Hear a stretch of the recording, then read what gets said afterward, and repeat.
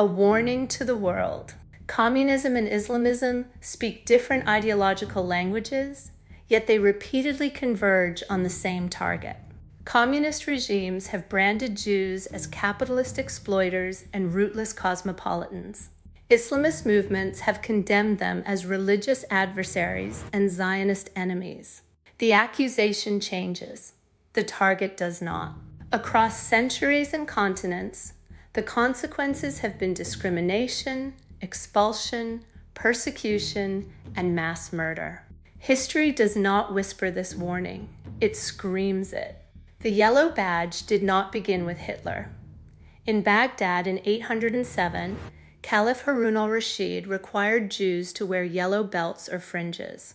During the 9th century, Caliph al-Mutawakkil, who ruled from 847 to 861, issued decrees requiring Jews and Christians to wear honey-colored garments, hoods, turbans, and identifying patches. These measures marked them as dhimmis, non-Muslim subjects who paid special taxes, lived under legal restrictions, and were publicly assigned an inferior status. Nearly 1,000 years later, the Nazis revived the same principle by forcing Jews throughout Europe to wear the yellow Star of David.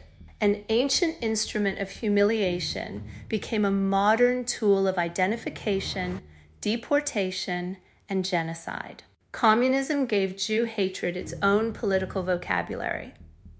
Karl Marx's early writings contained anti-Semitic tropes, portraying Judaism as the embodiment of capitalism and money worship.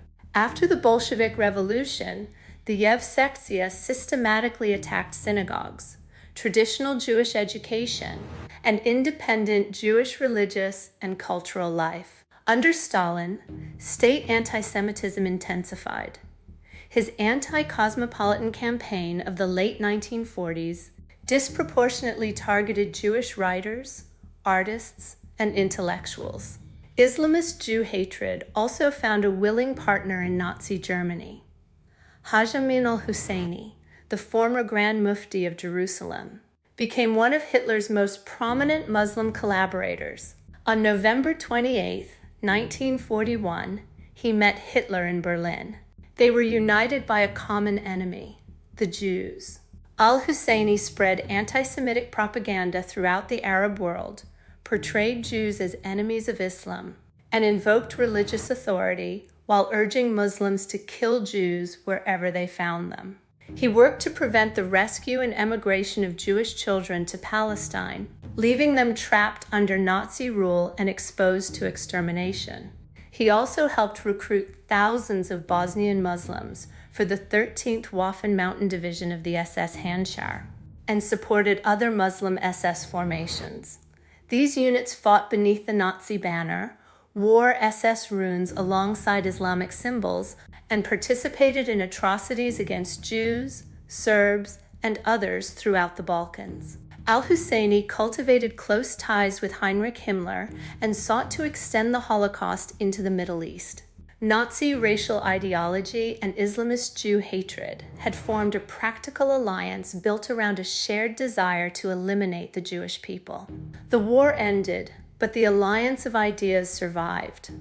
Soviet anti-Zionism became a vehicle for anti-Semitism, flooding the Arab world with propaganda that recycled themes from the fraudulent protocols of the Elders of Zion. Communist regimes throughout Eastern Europe conducted their own anti-Jewish campaigns. Islamist movements beginning with the Muslim Brotherhood absorbed and amplified these ideas, combining religious hostility with modern conspiracy theories. After 1979, Iran fused Islamist theology with leftist anti-imperialist language, creating relentless state anti-Semitism directed against Israel and Jews worldwide. Islamism draws upon theological and historical narratives that portray Jews as permanent enemies. Islamism draws upon theological and historical narratives that portray Jews as permanent enemies. When these ideologies unite through red-green alliances, Jews once again become the common target. Jews, however, have never been their only victims. Communist regimes also unleashed systematic terror against Christianity. The Soviet Union made the elimination of religion an ideological objective. Churches were confiscated or destroyed, believers were imprisoned, and nearly all Russian Orthodox clergy were shot or sent to labor camps. By 1939, only about 500 of more than 50,000 churches remained open. During early Bolshevik rule alone, 28 bishops, and possibly several thousand members of the clergy were killed. Similar campaigns against Christians followed under communist governments in China, North Korea, Albania, and elsewhere. Religious faith represented an authority higher than the state, so it had to be controlled, broken, or erased. This persecution is documented by the Library of Congress and the Cambridge History of Communism. Islamist extremists have likewise slaughtered thousands of Christians.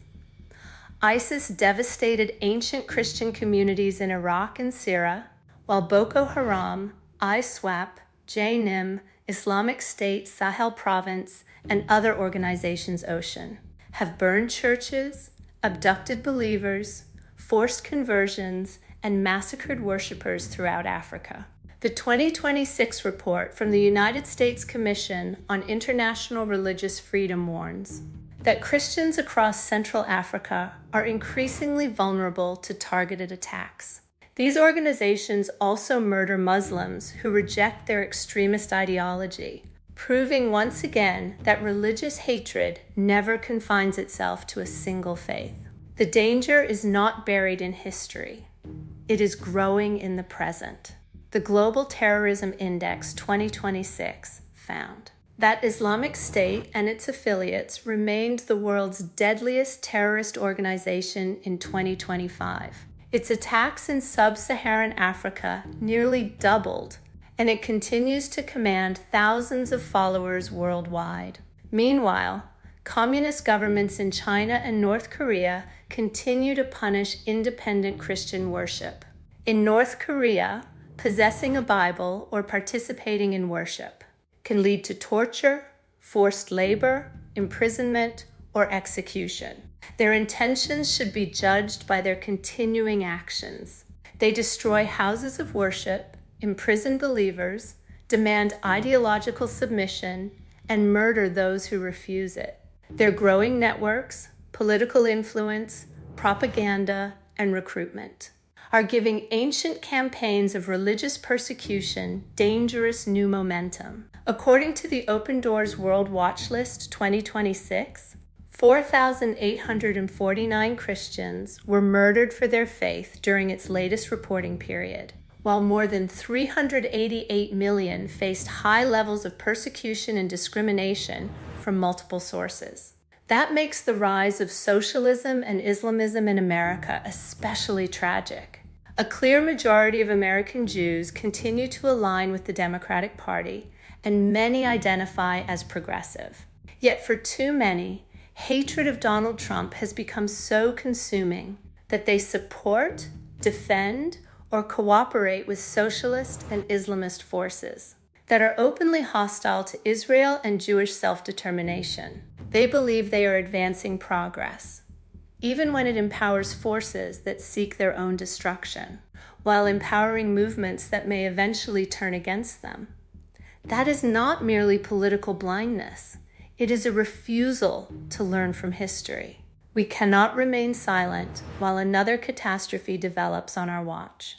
The same hatred that marked Jews under a 9th century caliph sent Muslim SS units into Hitler's service, fueled Stalin's purges, and slaughtered Christian believers is appearing again with renewed strength. The record is written in blood.